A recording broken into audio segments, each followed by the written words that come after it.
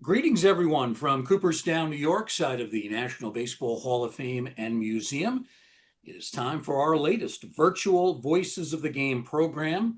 And today we're very glad to have with us author Rob Fitz. He is one of the leading experts on Japanese baseball and the cultural connections between Japan and America. We'll talk more about Rob and with Rob in just a couple of moments, but we do welcome everybody joining us today, this fall day in Cooperstown, New York. Very glad that you could join us shortly after the end of a phenomenal World Series, really one of the best World Series in recent memory, and certainly a World Series that has connections to our topic of Japanese baseball. As I mentioned a moment ago, our guest for this program is a friend of ours. He's been here for virtual programs before. He has done author series here in Cooperstown. He is Rob Fitz. Rob is the author of 11 books on Japanese baseball. He's also the founder of SABR's Asian Baseball Committee and a recipient of the 2013 Seymour Medal for the best baseball book of the previous year. That book was Bonsai Babe Ruth. Rob also has a new book out. It is called In the Japanese Ballpark, Behind the Scenes of Nippon Professional Baseball. And very pertinent to our conversation today, Rob also served as a curatorial consultant on our new exhibit, which we'll be talking about, Yakyu Baseball. So we welcome Rob Fitz to Cooperstown virtually. Rob, how you been? Been doing very well, Bruce. Thank you for having me here. Well, we're very excited to have you. When it comes to Japanese baseball, you are one of the go-to people out there. And of course, this is very fitting for us. This is the logo that you can see for our new exhibit, Yakyu Baseball, which opened up this past July, really just before Hall of Fame weekend. It's an exhibit that looks at the cultural exchange of the game between the United States and Japan. The exhibit profiles some of the star players like Masanori Murakami, way back when, Hideo Nomo in the 1990s, more recently, Ichiro and Shohei Ohtani, who have joined MLB after starring in the Japanese leagues, which are technically known as Nippon Professional Baseball. The exhibit also looks at people like Lefty O'Doul, who left America on a number of trips to the Asian area and really served as kind of an ambassador to Japan, helped start professional baseball there, a fascinating figure in this story as well. I thought we would begin the program by showing you a couple of slides from our Yakyu baseball exhibit. When you come to Cooperstown, you'll find it at the top of the stairs on the third floor. On the left, you can see the opening facade area to the exhibit. And then on the right, when you enter through that doorway there, which is surrounded in red paint, you'll walk in and that is what you'll see on the right. It's a very stunningly visual exhibit, as well as being an exhibit that offers a lot of insight into a story that Rob has told in some of his books and that we are telling in this exhibit that we have here. Rob, I'm curious to get your thoughts when you first saw the exhibit, some of the artifacts contained within it. You worked as a curatorial consultant on this exhibit. Initial thoughts, your reaction when you saw Yakyu Baseball. Wow. It's amazing exhibit. I was there from the beginning when people first started talking about this exhibit, and so for me, it just existed in our minds, and then later on paper, and then finally on PowerPoint. But to actually go there in person and see it, and it was just amazing. You can tell from the entryway the bright use of colors, the Japanese-esque design that the Solid Light Company, which is the ones who actually put the exhibit physically together, that they use throughout. It really is such an incredible spectacle. Yeah, I couldn't imagine it being better. And like I said, it existed on paper for us for over a year. So to see it come to fruition was just an amazing experience.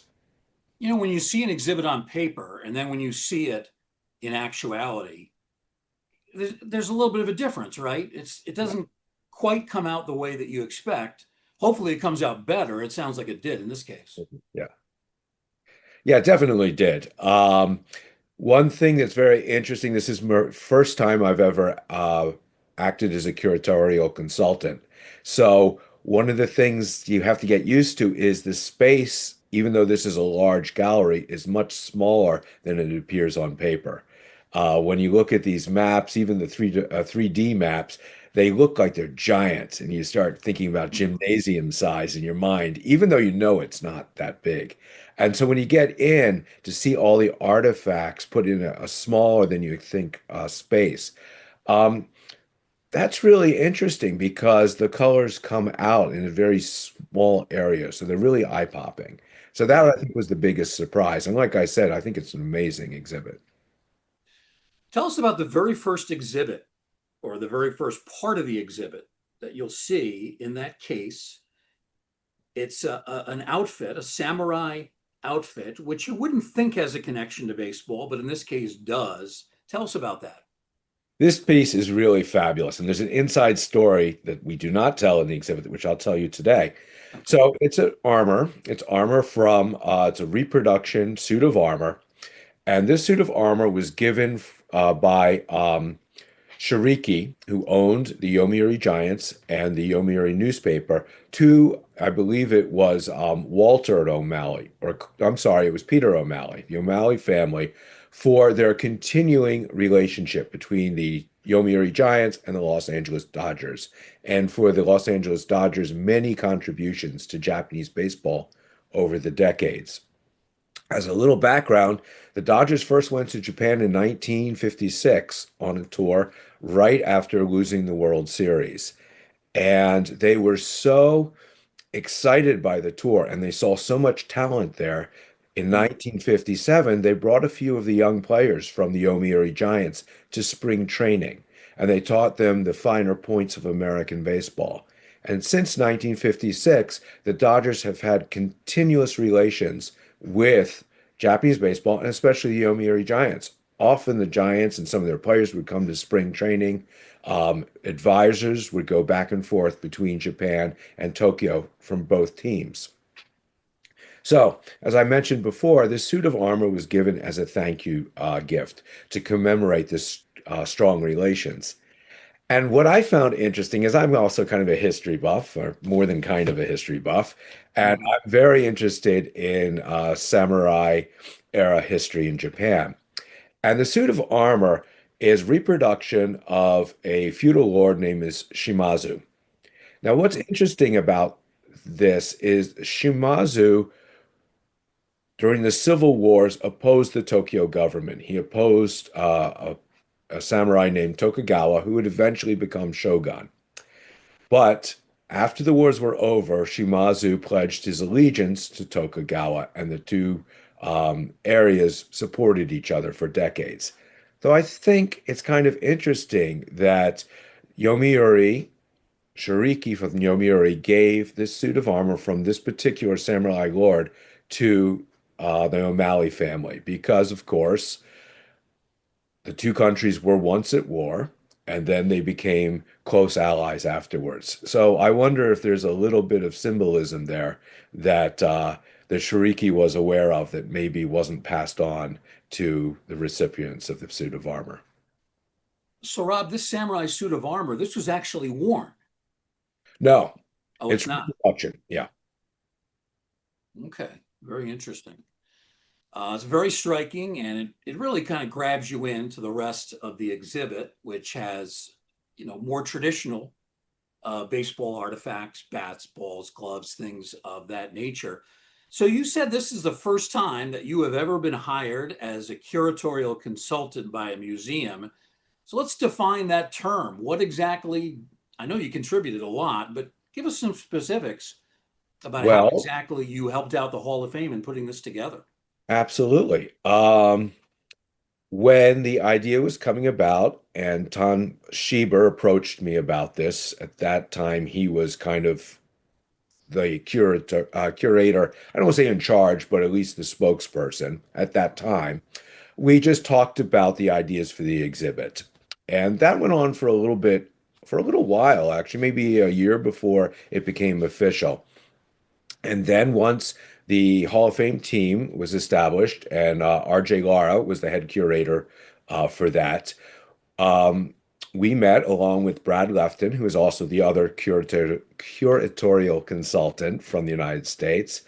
And we talked about the project. And then RJ, Tom, Brad, and I went to Japan together for 2 weeks.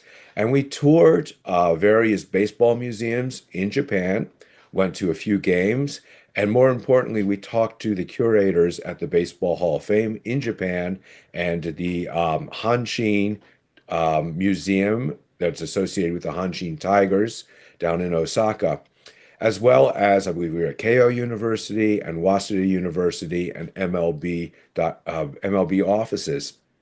And we met with all these people and we looked at their artifacts to get a sense of what the important items, important ideas for the Trans-Pacific Exchange of baseball were. Once we did that, we were in constant contact talking about ideas. What should we put in this exhibit? What are the big questions that we want to answer? And we came up with lists and we discussed them on different phone calls and Zoom calls. And then we had to figure out, and this is where really where the Hall of Fame curators worked, is what artifacts are in the Hall of Fame and what artifacts do they need to borrow that Hmm. would tell this story. And once the Hall of Fame staff picked those artifacts, then went back out to the consultants, and we started writing up the stories behind the artifacts in conjunction, of course, with Tom and RJ and the staff at the Hall of Fame. And that went on for, I guess, 8, 9 months. What amazed me is how we got this exhibit together in 1 year. Um, we went over in April, and by I guess was late May. It started to be installed, and then it was open in early July. And it's absolutely amazing to see a exhibit this size and this detail come together that fast. Yeah, typically an exhibit like this would take 2, 3, maybe more years from start to finish. And as you mentioned, this was basically done in a year. Here are some more images from the exhibit. On the left, that's not actually Ichiro. It is a mannequin of Ichiro, but all the equipment, the uniform, the helmet, these are all items that Ichiro had earlier donated to the Hall of Fame. He's been very generous. So when you go over there, you see this mannequin, which basically is the same shape, size of Ichiro Suzuki, sort of like a department store mannequin, but it's outfitted with all of his authentic equipment. Pretty cool.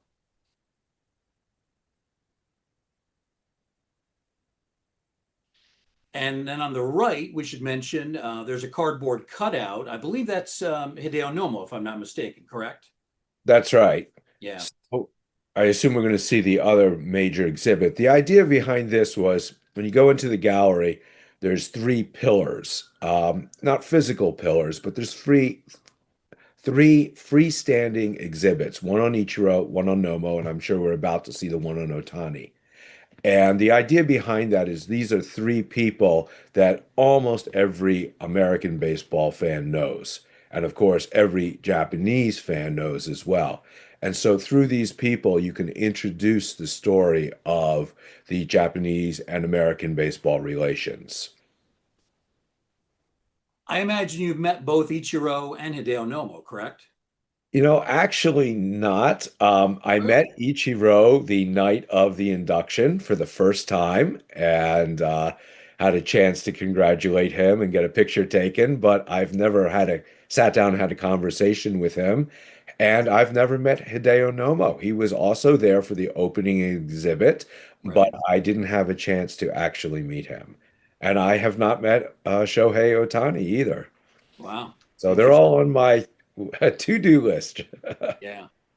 Well, Hideo Nomo is, I don't want to say he's forgotten today, but it's 30 years since he debuted with the LA Dodgers. And he was the first Japanese born player to play in the major leagues after the Masanori Murakami, I don't want to say experiment, but his brief tenure with the San Francisco Giants, 1964-65. He ended up going back to Japan to play for his original team in Nankai. That led to a dispute between American baseball and Japanese baseball, and that's why there was that 30-year gap between Murakami and Nomo. But Nomo set the new trend, if you will, and it's in large part because of what Nomo did that we would have players like Ichiro, Hideki Matsui, Shohei Ohtani, Yamamoto, so many others that have become a huge part of baseball history in these last 3 decades. I want to talk about a lot of the history of Japan baseball and American baseball relations. And I think one of the fascinating parts of that is the story of Lefty O'Doul. Now, for those who are not familiar with Lefty O'Doul, he was a great hitting outfielder who also was a pitcher, much like Ohtani, although not as dominant as a pitcher. But he was a great hitting outfielder in the major leagues in the late 1920s, early 1930s. Never actually played professional baseball in the Japanese leagues, but is still considered crucial to the development of pro baseball in Japan. If you would, Rob, tell us a little bit about the story of Lefty O'Doul and how he became this kind of ambassador between the States and Japan. Absolutely. So in 1931, the Yomiuri newspaper, which would eventually go on to own the Yomiuri Tokyo Giants, in 31, they invited over a team of MLB All-Stars to play in Japan. And Lefty O'Doul had just won the batting title, and he was one of those All-Stars. And he fell in love with Japan. He absolutely adored his trip over in 31. And he went back, I believe, in 32 as a coach. And then when they were organizing the 1934 tour, the famous one that had Babe Ruth and Lou Gehrig and Jimmy Fox on the team, Lefty O'Doul came along as well. He was actually a coach and not a player at that point, and he helped organize it. Once again, he enjoyed his experience, and he stayed after the tour and he sat down with Shiriki, the owner of the Yomiuri newspaper, and they started talking about how to set up a professional league in Japan. And they brought together the team, the All-Star, the Japanese All-Star team that played the American All-Star team in 1934. They kept that team together. And in 1935, they brought that Japanese All-Star team to the United States to tour the US to gain Hmm. experience as a team. And that team eventually turned into the Yomiuri Giants. And Lefty O'Doul supposedly had a say in naming the team because it was known as the Great All, what was it, the All Japan Great Baseball Team when it came over. Hmm. And I don't remember the exact name off the top of my head, but it was a true mouthful. And Yeah. Lefty O'Doul said, you cannot have that as a name. And so let's shorten it. And either the players nicknamed it after Lefty's team, the Giants, or Lefty suggested the Giants. It's really unknown. And so the team became the Giants. From that time, 1935 onward, Lefty O'Doul became the ambassador, the baseball ambassador between Japan and the United States, going back often, talking to players and trying to get the league set up. Of course, he had to take a break during World War II, but in 1945 and early 1946, he went over to Japan, paying his own way, trying to find the players and the organizers he knew before the war and Hmm. rekindling these friendships. And this eventually led to a great tour in 1949, where he brought his San Francisco Seals, he was manager of the team at that time, to Japan for a giant goodwill tour to help reunite the countries after the war. After that wonderful success, O'Doul kept on going back and forth from Japan until his death in the late 1960s. So I think we can say confidently there has been nobody in the history of baseball relations or international relations even that did more to reunite the countries of Japan and the United States than Lefty O'Doul. Is it true, Rob, that on these trips to Japan, he actually worked with Japanese players, trained them, refined their game, made them maybe more suited to playing professionally? Is that true? Absolutely. O'Doul was a fabulous coach. I mean, those for people who don't know him, he actually loved San Francisco, and San Francisco didn't have a major league team, of course, until what, 1957. So he left the major leagues, really in the prime of his career, to go back to the Pacific Coast League, and he became player manager of the San Francisco Seals. So he was a gifted coach and manager. And one of the things he did when he went to Japan was hold clinics, both formally and then also just tutor players on the side. And during the 1950s, he would bring players from Japan to train with the San Francisco Seals so that they would learn the current major league philosophies on how to hit and refine their skills, and that these players could go back and teach their teammates. So, yes, he also, as well as being an ambassador between the leagues and the countries, he really helped bring up the playing level in Japan as well. Not sure how familiar you are with this photograph that I found during my research for this program. You can see O'Doul in the middle in a three-piece suit. And just looking at the players around him, the Japanese players, they're smiling, they're all looking up at him. There seems to be a great deal of respect between O'Doul and those Japanese players. Oh yeah, definitely. O'Doul was kind of a baseball god in Japan. I mean, he couldn't, if he walked down the street, everybody would recognize him. He's a Hmm. distinctive looking guy anyway. Yeah. He always wore a green suit. I assume he did that in Japan as well. Um, but yeah, he's a member of the Japan Hall of Fame. He was one of the first foreigners, not the first foreigner, but one of the first foreigners to be elected to the Japan Hall of Fame for all of the efforts he put into it. Yeah, fascinating. He was inducted into that Japanese Baseball Hall of Fame 2002. One of the real key pioneers in this story. Let's talk about somebody, Rob, that's a little bit lesser known. I found out about this man, Fumito Jimmy Horio. I hope I'm pronouncing that correctly. He's actually the first American, he was from Hawaii, to play professional baseball in Japan. So this would be a great trivia question. Most people, including me, would not have known this answer prior to doing research for this. What do we know about Fumito Jimmy Horio? Jimmy Haria was born in Hawaii, as you said, and he played amateur baseball, maybe some semi-pro in Hawaii, and he wanted to be a major leaguer. So he left Hawaii as a very young man, I don't remember the exact age, and came to the United States to try to play professional baseball. And he did play some minor league baseball, a very low minor league. Um, and he heard about the All-American team with Babe Ruth on it going to Japan in 1934. And he thought that this might be his chance to make it to the major leagues. Now, he knew he couldn't join the All-American team. There was no chance of that. So he showed such incredible chutzpah. He went to Japan uninvited, went to Japan and told and got in touch with the manager and coach of the Japanese team that was being set up to play the All-Americans and said, "I want to play for you guys." Hmm. And he did a tryout, and he really impressed. He was considered a power hitter for the Japanese team. He was quite a good ball player. And his plan was that he would play against the All-Americans and hopefully do such a great job that he would be signed to a minor league or high minor league or major league contract by playing against the All-Americans. Now, sadly, it didn't really work out.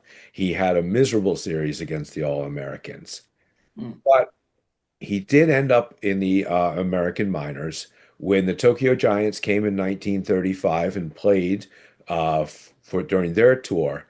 Enough people saw him and saw his skill level that he decided not to return to Japan, but to stay in the United States and play minor league baseball there. Hmm.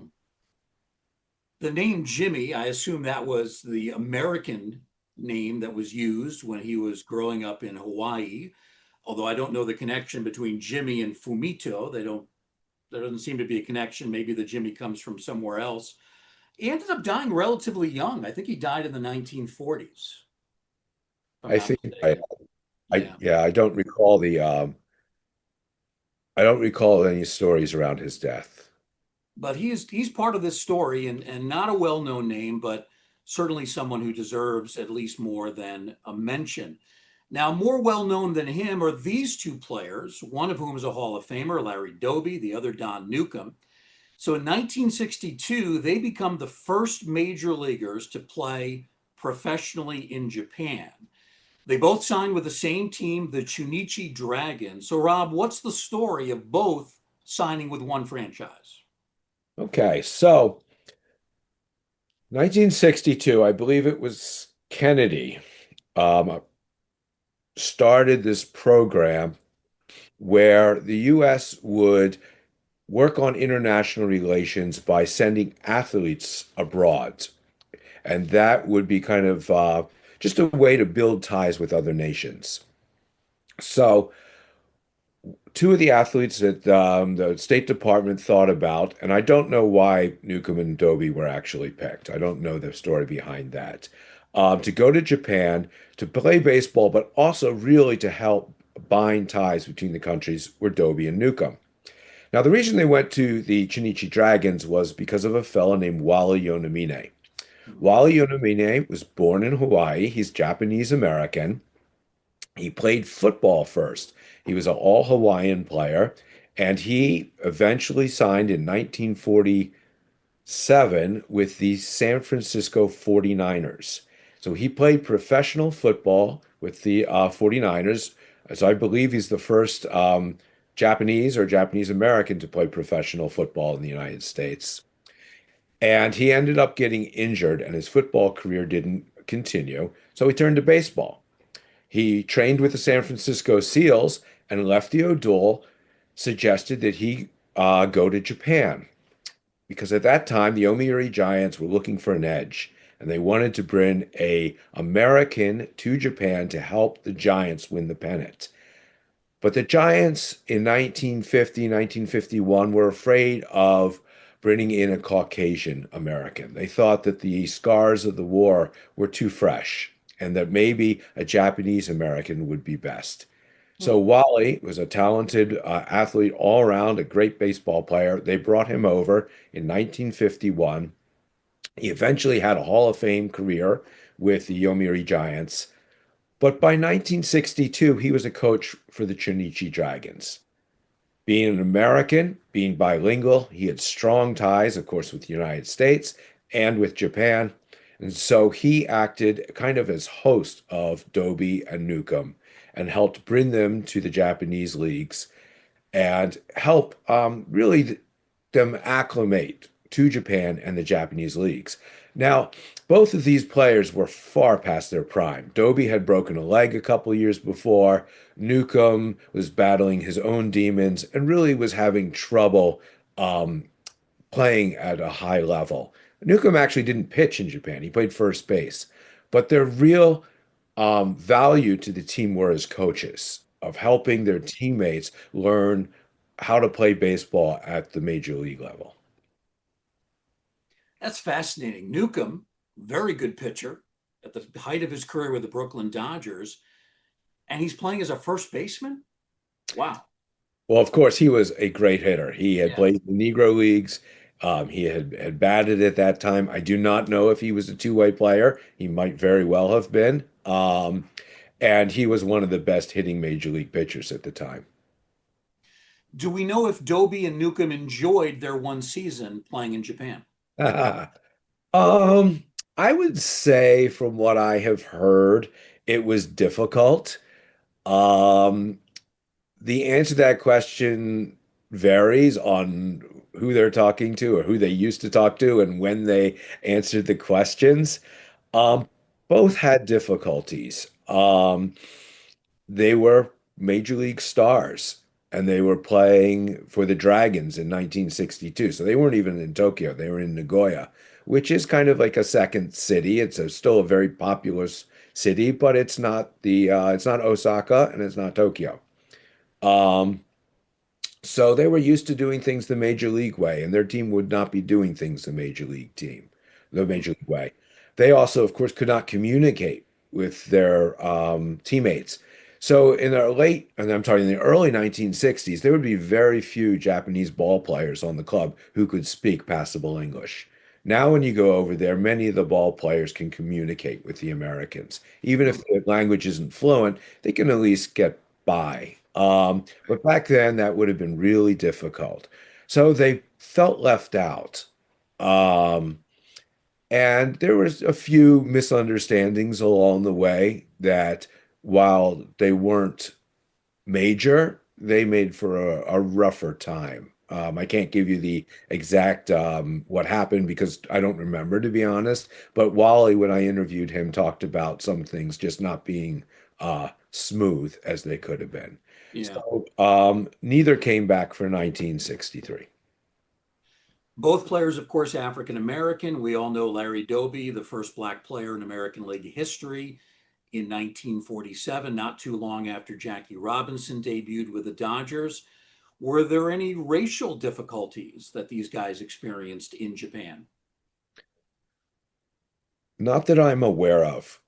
Um, when you talk to African American players who played in Japan, especially back in the early period, you get kind of a complicated answer. I mean, there is bigotry and there is racism the world over. So they would experience some things that were unusual, Yeah. annoying. But at the same time, sometimes the players felt that the situation in Japan was less racially charged than it was in the United States, especially in the early 1960s, because the black Americans and the white Americans were all Americans. They were all foreigners. So they were all treated as foreigners first before their racial attributes.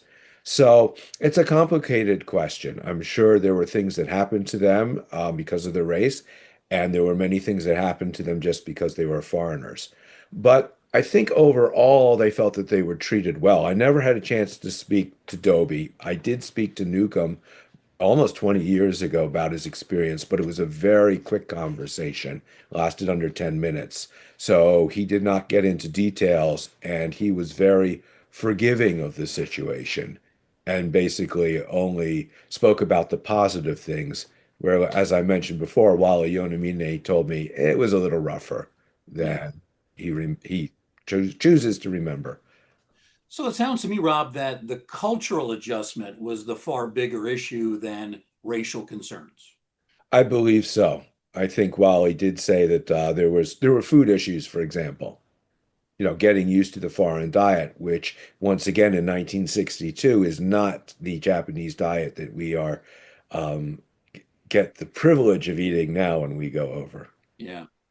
Just a couple of weeks ago, we talked to the Lee brothers, Leon and Leron, on one of these virtual programs, and they raved about the food that they got in the late 70s and early 80s. They said that's one of the big things they miss is the food in Japan. It was almost gourmet level at every meal. That's one of the great things about going over there. My wife and I were just there in September, and in Japan, all the major train stations have pretty much shopping malls attached to them. And within these shopping malls are small restaurants, and they're not big change. They're mom and pop restaurants. And there may Mm. be dozens, if not 100 restaurants in these shopping malls. And you can go into any of them, and the food you get is amazing. And we're talking about an inexpensive Japanese meal. And it's as good as you will get in a fancy restaurant in a major American city. We are continuing our conversation with Rob Fitz, author of 11 books on Japanese baseball. He's also written about Japanese baseball cards, among other related themes, and a real expert on the history of baseball in Japan, the connections between Japanese baseball and American baseball. If you have questions for Rob, you can certainly post them in our chat room, which is currently open. Rob, let's talk about a development that happened just a couple of years after Doby and Newcomb went to Japan. And this time in the other direction, we have Masanori Murakami, 1964, signing a deal to play in the minor league system of the San Francisco Giants. So he becomes the first Japanese player to move to the States to play in the major leagues. At first, in the minors, but then eventually called up to San Francisco. How exactly did this come about? Why was Murakami the first guy? Well, there was a man named Kapi Harada. He was a Japanese American born in California who served under General MacArthur in the occupation of Japan. And he served in the department, the Economic Development Department. And part of the mission of that department was to help build morale. And Cappy, who was a lieutenant at the time, was put in charge of sports on helping build morale through sports. To make a fascinating long story very short, Cappy stayed on in Japan and became kind of a liaison between U.S. and Japanese baseball. He often acted as an agent for some of the tours, not as for players, but for the teams. And Cappy was working for the Nankai Hawks in the 60s, and he had very close ties to the San Francisco Giants. And both the Giants wanted to bring some Japanese players over to the States, and the Hawks wanted to have some of their young players come to the States for training. And Mm-hmm. we're not talking about a move to the major leagues. We're talking about, just as the Dodgers had done in the 50s, bringing some young Japanese players over to further their skills so they will become stars in Japan later in their careers. So Mashi was one of three people that they picked in 1964 and sent over to the minor leagues. Two of the players stayed in single A ball and didn't really excel. But Mashi excelled, pitched for Fresno, became an all-star, and eventually got the call up in September to join the San Francisco Giants. Giants were desperate for a left-handed reliever. So they said, why not? We've got a left-handed reliever in single A. Plus, Mm-hmm. it's Japanese. We have a big Japanese American population. He'll be good for to boost, community relations, help sell tickets. Let's give him a shot. What do we have to lose? Well, I think they were pretty shocked to find out he became their best relief pitcher in September.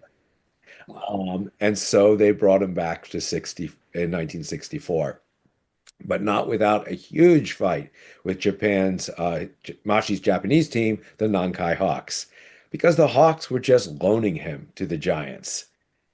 But legally, to loan him to the Giants minor league, Mashi had to cancel his contract with Japan and he had to sign a major league waiver, minor league. I don't know the technicalities of it, but basically he had to sign in with the major league uh, player contract.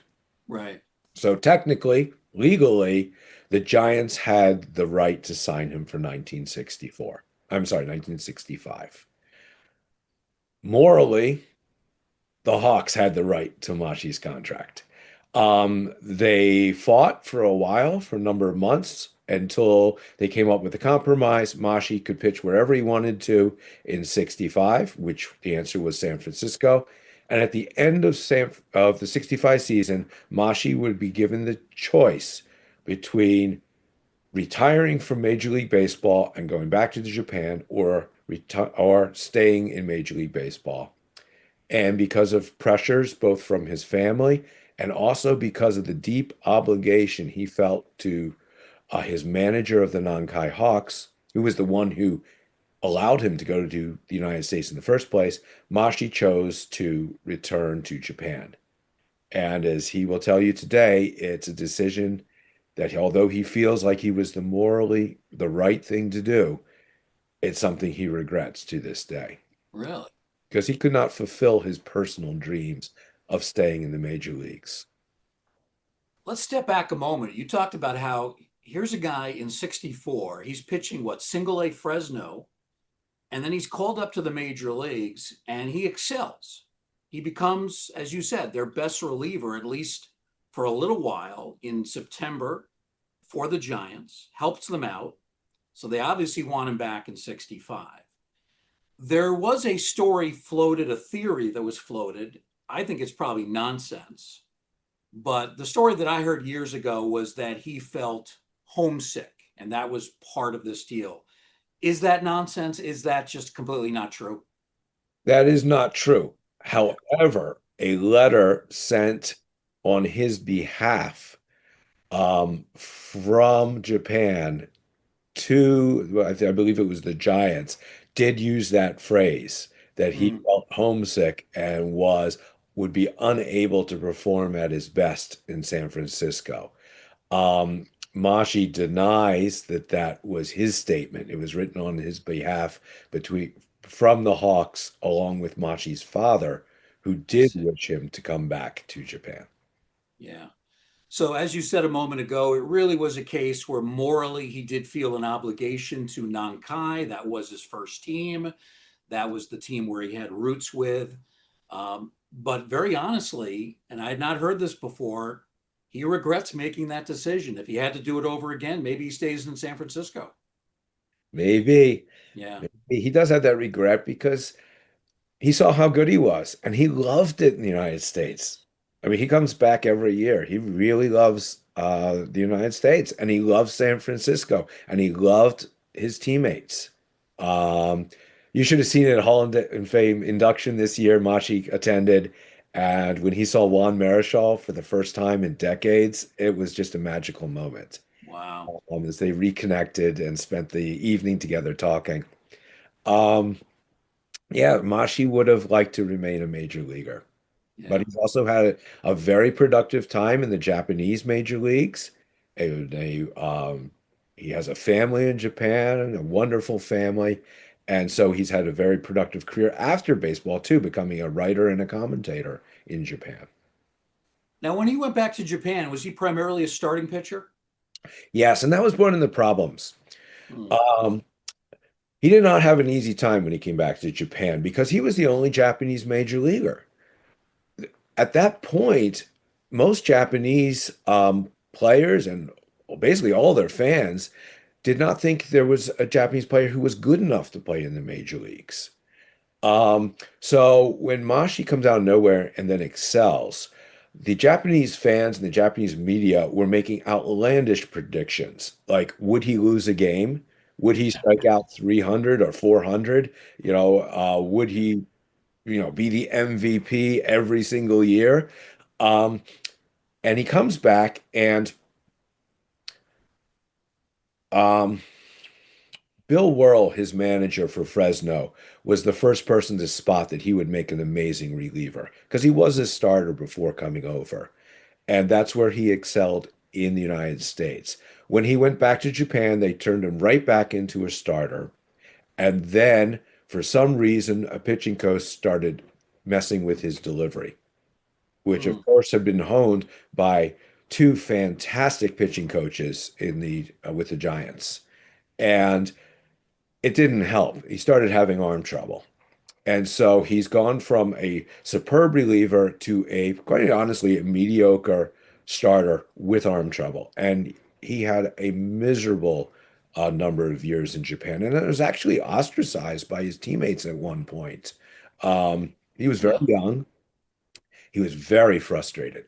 And um, he did not behave in some of, probably did not behave in some of the ways that were expected of him. He probably was not humble enough. At least that's what he's accused of being. So he had a very rough time of it until he became a little bit older in the late 1960s, and then he emerged as a really quality starter and did make the All-Star team a couple times. Wow. So those teammates, they felt he had betrayed them by going to America?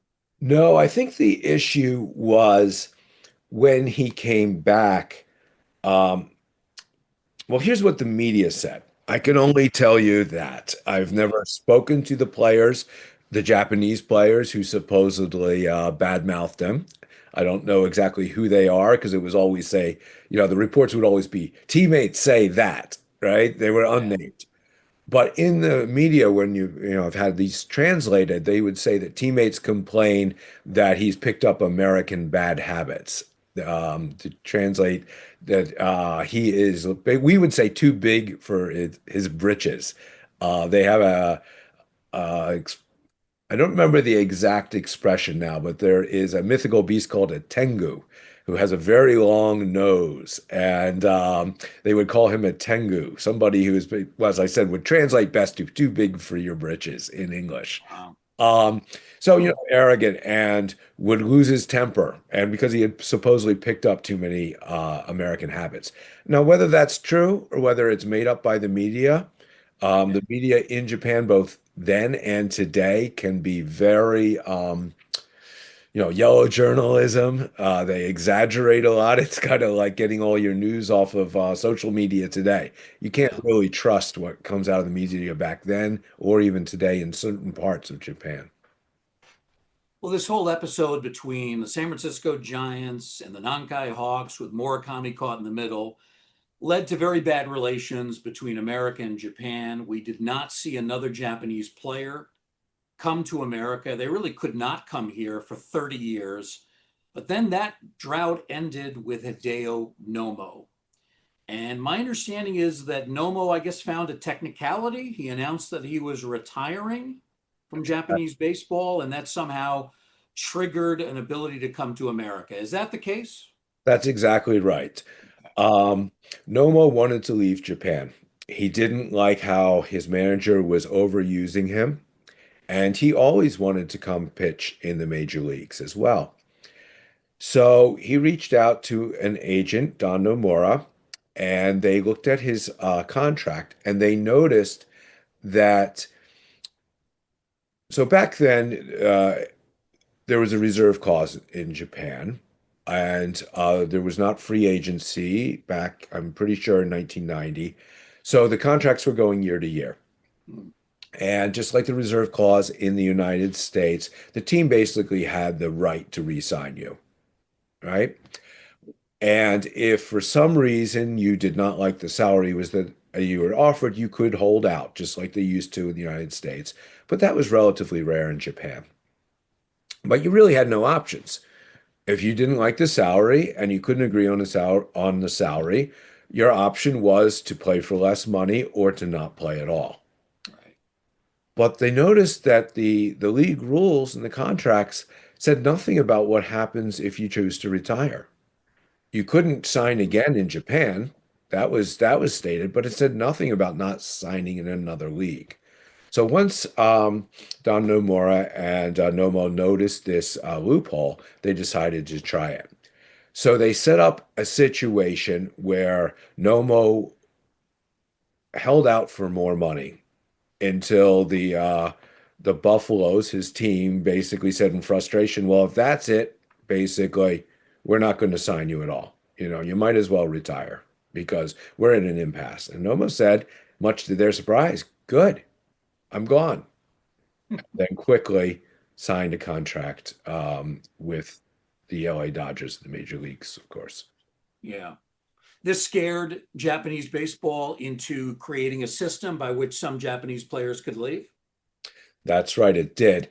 There was a couple years of confusion. Hideo Irabu was, I believe, officially traded or sold to San Diego Padres, Yeah. which he wouldn't play for the Padres. He would only play for the Yankees and was then traded from the Padres to the Yankees. And that really muddied the situation. It showed that there was not a good working agreement between Japan and the United States, and there had to be. So they came up with the posting system. The posting system has gone through a variety of changes over the years, but basically what it says is that before a Japanese pitcher reaches free agency, which they have had since I was 93, 92, somewhere in there, um, a Japanese team can announce that this player is eligible to the major leagues and sell off the rights to his contract. It has changed through time, whether they sell off the rights or they sell off the negotiating rights Yeah. to a major league team. And then you will get cash considerations for the chance for the Japanese player to come to the majors. And we still have that today, of course. And that, of course, sets the stage for players like Ichiro Suzuki. And this has been a hallmark year with the election, the induction of Ichiro, the first Japanese born member of the Baseball Hall of Fame, certainly will not be the last.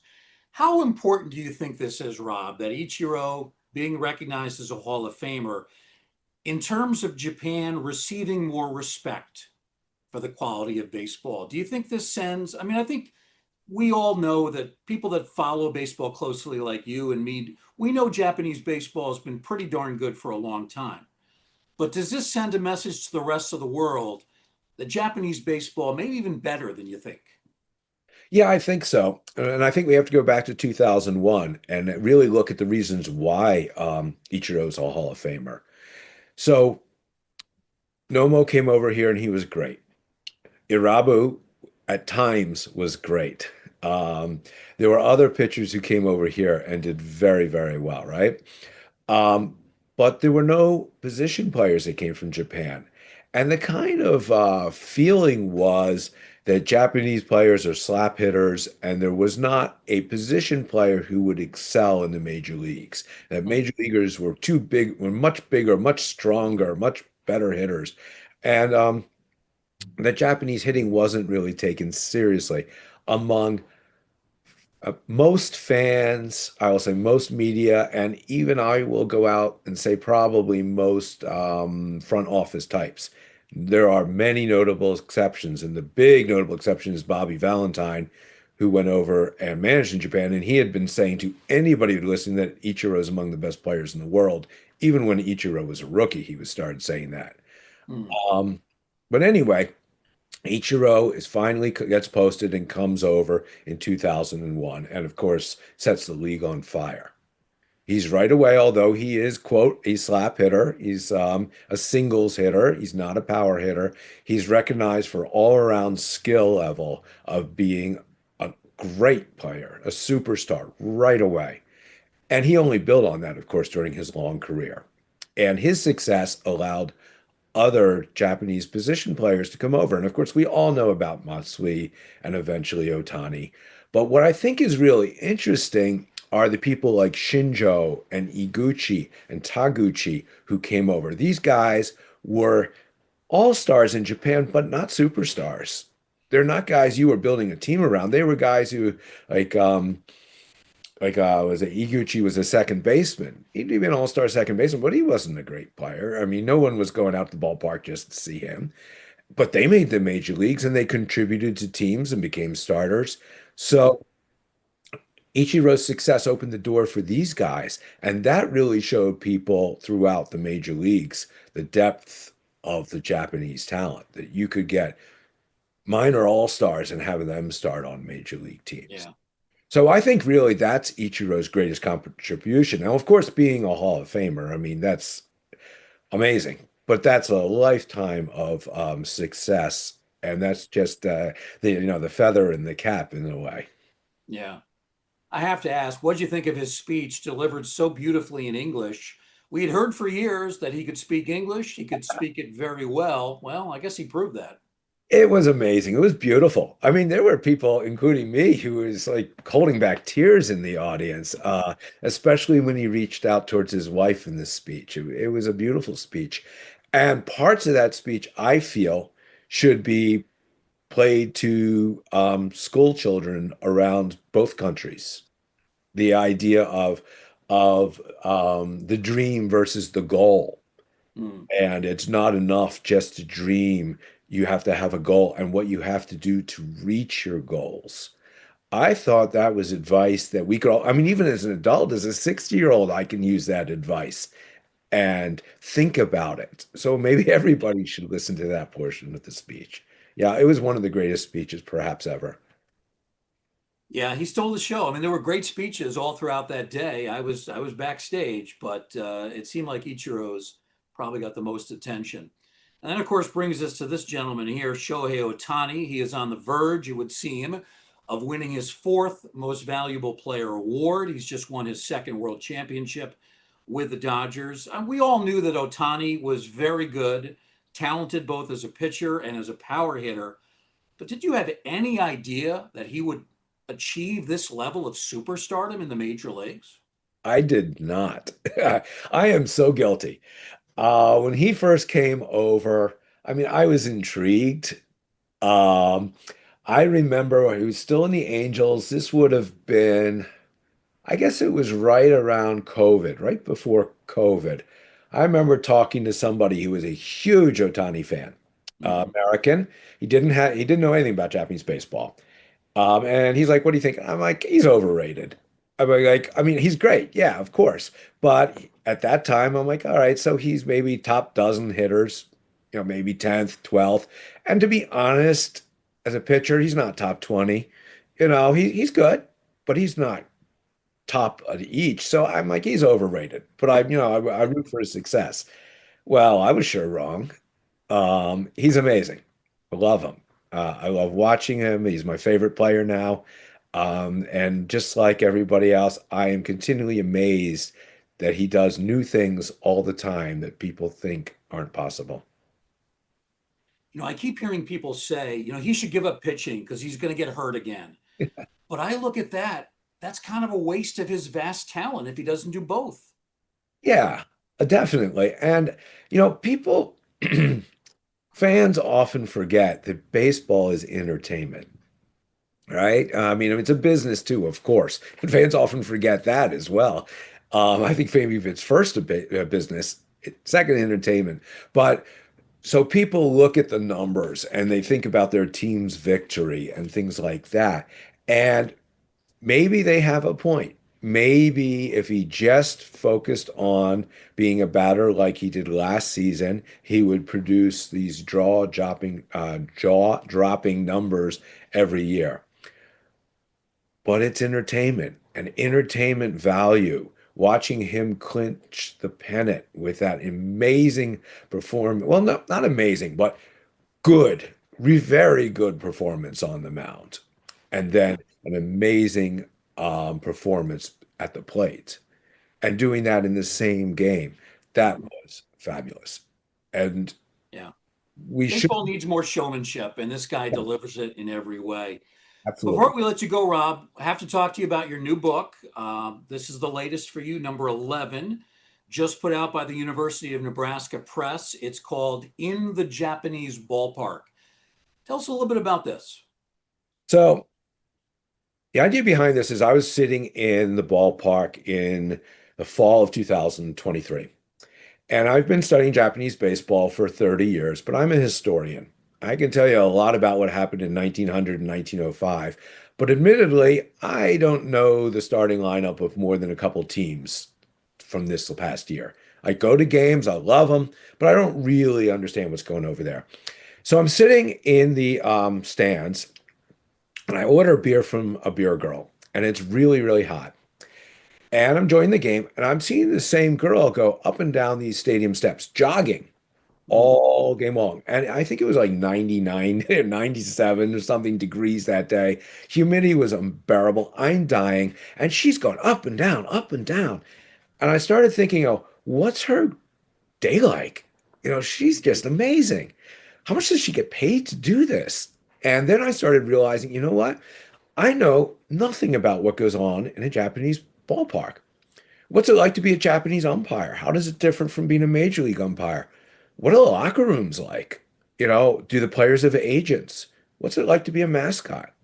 All these things that happen to make Japanese baseball incredible. And for those people who've never been to a Japanese game, it is incredible. It's like um, the Sweet 16 of college basketball. There are bands playing, there's cheerleaders, there are chants, fans sing in unison.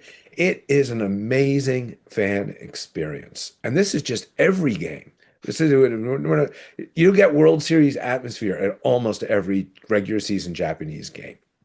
So, the idea of the book was to find out what happens behind the scenes that makes Japanese baseball so unique and so much fun. So, I interviewed about 30 people who who worked in NPB, all the way from a beer girl and an usher, all the way up to a former commissioner, an owner, agent, ball players, managers, you name it. I or a mascot.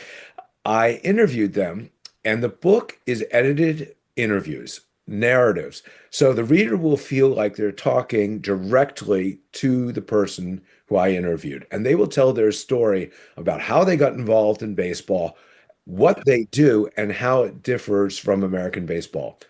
But these interviews often are always go beyond just the day-to-day aspects, and they look at the bigger picture of how baseball fits into Japanese culture and how US and Japan cultures are united through baseball.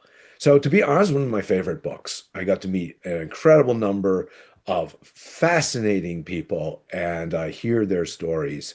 And now I really do have a much better understanding so that when I go to a game, I know a lot of these little nuances Yeah.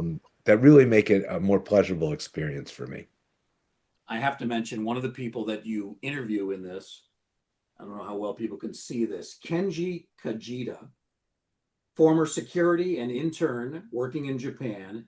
And he was one of our Steel interns this past summer, part of the Steel internship program. And he worked in the curatorial department and was involved in the new exhibit, helped us out with the Hall of Fame weekend. There's a photo and an entire chapter in Kenji's words. So he's in the book too. He's in the book, Steel and intern at the Hall of Fame. let me say that we did this before he got to the Hall of Fame. So Yeah, this wasn't the Hall of Fame connections that I found him. I actually found him on Facebook, or I think it was LinkedIn, just as somebody who had worked as a security guard. And I thought, yeah, oh, that's something I don't know about. And he's great.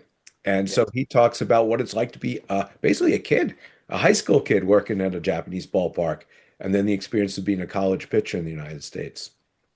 Yeah, we had lunch with him almost every day in our break room. He's this little left-handed pitcher pitching at Grinnell College, and he did a great job with us this past summer. I believe he's going to be working for a major league team starting in January in off the field capacity. So good luck to Kenji, and it's great that he's featured in the book.